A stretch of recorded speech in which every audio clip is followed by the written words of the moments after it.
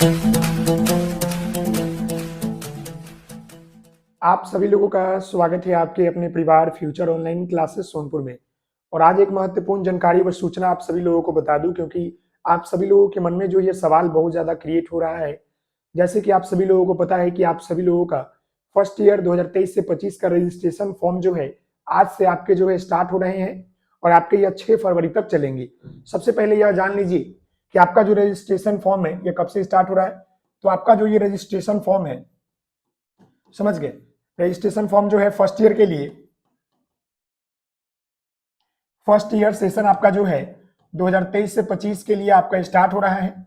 जहां पर हमने आपको बताया था कि 24 जनवरी से लेकर आपका जो है 6 फरवरी 2024 तक जो है ये फॉर्म भरे जाएंगे। इसमें अगर हम फी की बात कर लेंगे तो फी आपका ऑफिशियली जो है 400 रुपए बोला गया है, लेकिन प्राइवेट कॉलेज और सरकारी कॉलेज में थोड़ा ज्यादा लिया जाएगा, तो ये आप देख लीजिएगा।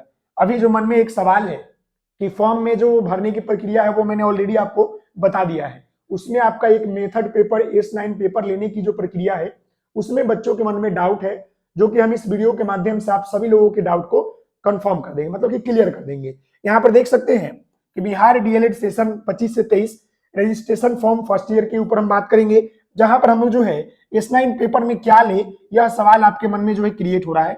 S9 पेपर क्या होता है? यह आपका मेथड पेपर होता है, समझ गए। सबसे पहले तो यह जान लीजिए कि आखिर जो ये S9 पेपर होता है क्या होता है।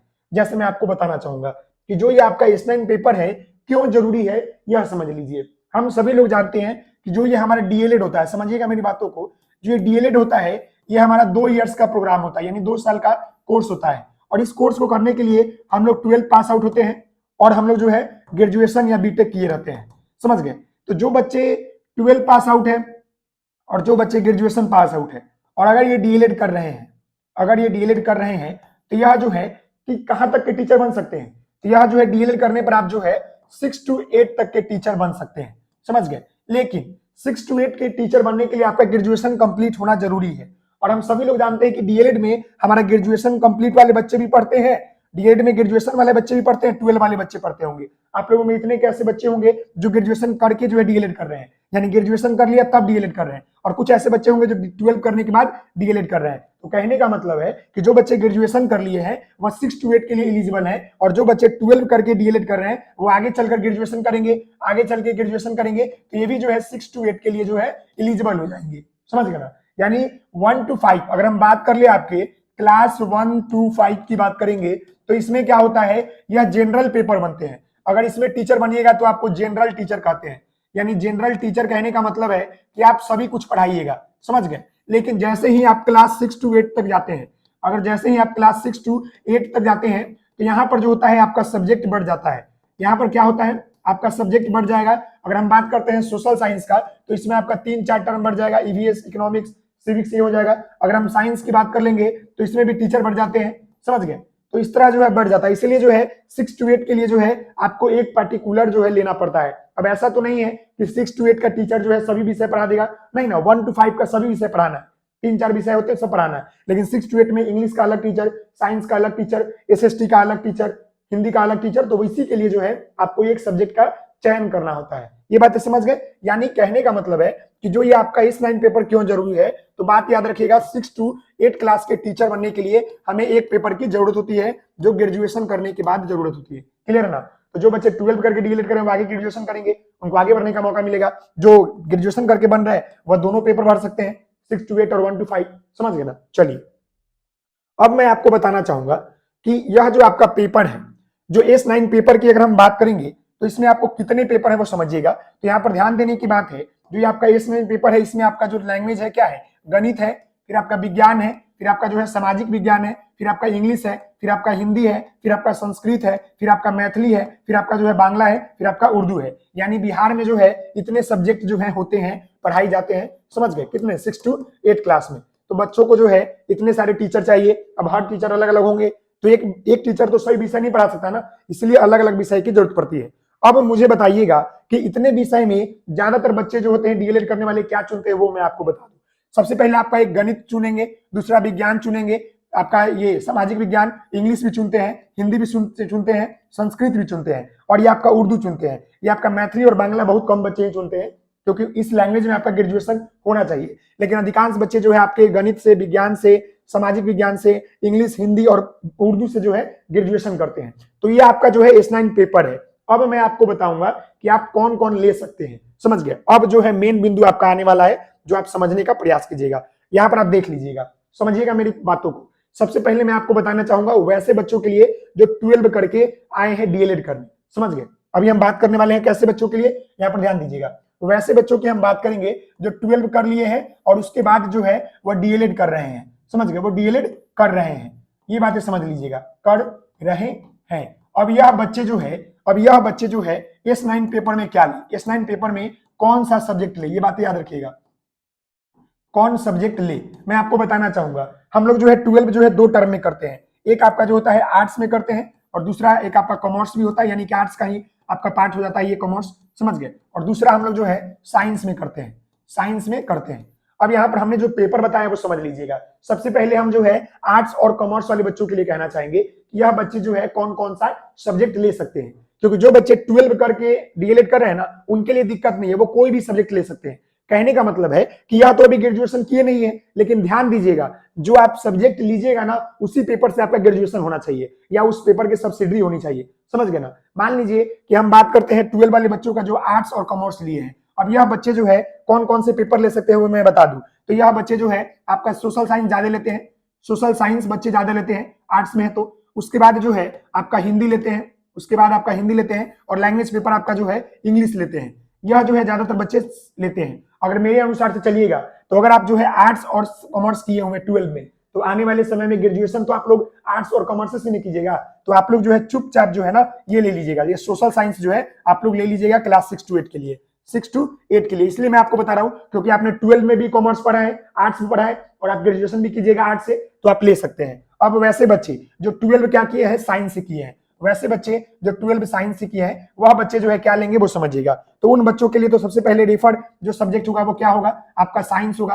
आप जो है साइंस लीजिएगा, समझ गए। दूसरा आप इसमें जो है मैथ ले सकते हैं, दूसरा आप मैथ ले सकते हैं। इसमें आप जो है यहाँ पर आप ले सकते हैं हिंदी भी ले सकते हैं, हिंदी भी आप ले सकते हैं। आप यहाँ पर जो है इंग्लिश भी ले सकते हैं और आप यहाँ पर जो है ना सोशल साइंस भी ले सकते हैं। लेकिन मेरी बातों को समझिएगा, इतना सब्जेक्ट आप ले सकते हैं, लेकिन ध्यान देने की बात है आप जो यहाँ पर जो पेपर लीजिएगा ना उसी पेपर से आपको आगे ग्रेजुएशन करना होगा, समझ गए, या सब्सिडी में होनी चाहिए। मान लीजिए कि अब साइंस वाले बच्चे कितने ऐसे होते हैं जो 12 साइंस से पढ़ते हैं और ग्रेजुएशन करने के लिए आर्ट्स में चले जाते हैं।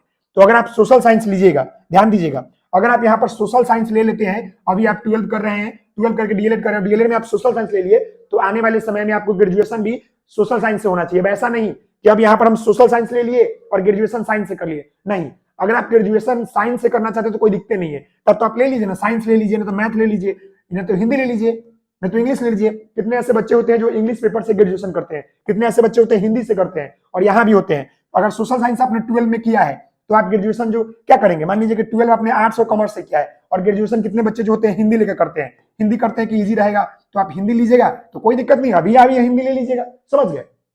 यानी कहने का मतलब है कि जो बच्चे 12 करके डीएलएड कर रहे हैं उनको दिक्कत नहीं है, वह कोई भी सब्जेक्ट ले सकते हैं।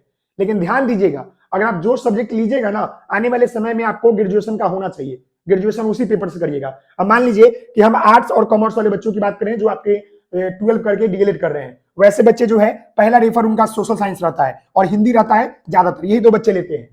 आप 12 अगर आर्ट्स और कॉमर्स से किए है ना तो S9 पेपर में ज्यादातर यही दो सब्जेक्ट लेते हैं, क्योंकि ज्यादा बच्चे लड़की होती है ना वो आर्ट्स और कॉमर्स के रहते हैं, तो सोशल साइंस लेते हैं, सामाजिक विज्ञान, समझ गए, और दूसरा आपका हिंदी लेते हैं, क्योंकि वो ग्रेजुएशन यही पेपर से ज्यादा करते हैं। अगर आपको इंग्लिश से करना है तो इंग्लिश भी ले सकते हैं, कोई दिक्कत नहीं है। बाकी आप तो साइंस मैथ तो लीजिएगा नहीं, क्योंकि साइंस आर्ट्स में है तो आर्ट्स में ले जाइएगा।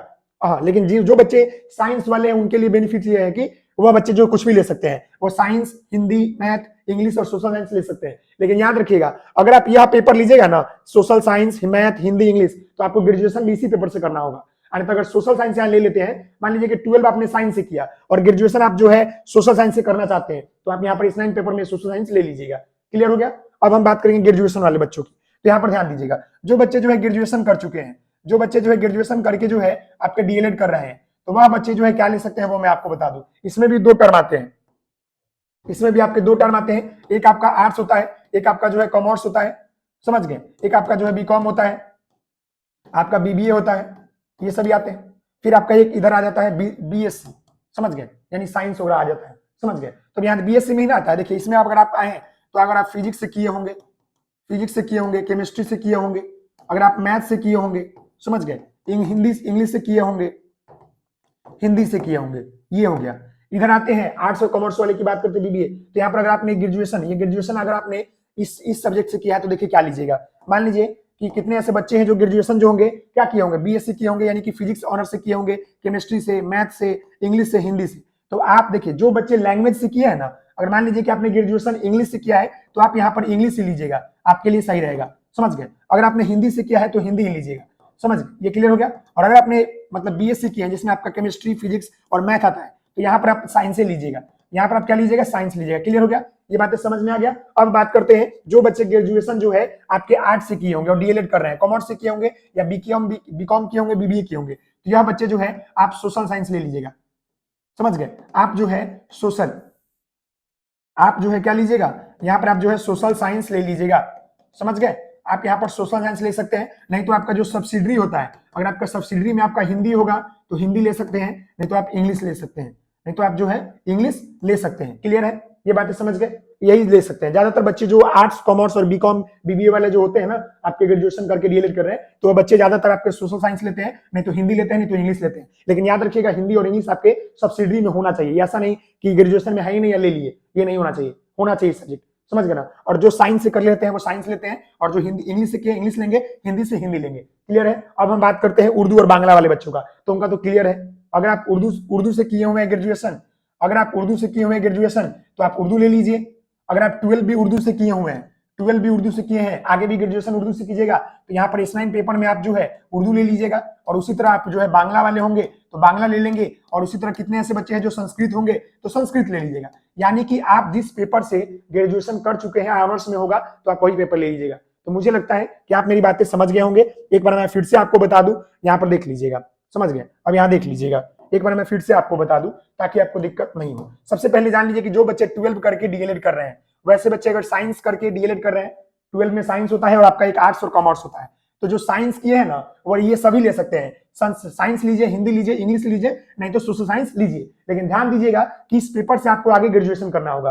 वही बच्चे अगर आर्ट्स लिए हुए हैं तो सोशल साइंस, हिंदी और इंग्लिश, आगे चल के आपको इसी पेपर से ग्रेजुएशन करना होगा। और जो बच्चे ग्रेजुएशन करके डीएलएड कर रहे हैं, अगर साइंस में है तो वह फिजिक्स, केमिस्ट्री, मैथ होंगे, तो वह जो है हिंदी, इंग्लिश, नहीं तो यहाँ पर वो साइंस ले सकते हैं। लेकिन याद रखिएगा कि अगर आपका साइंस है तो साइंस से लीजिएगा।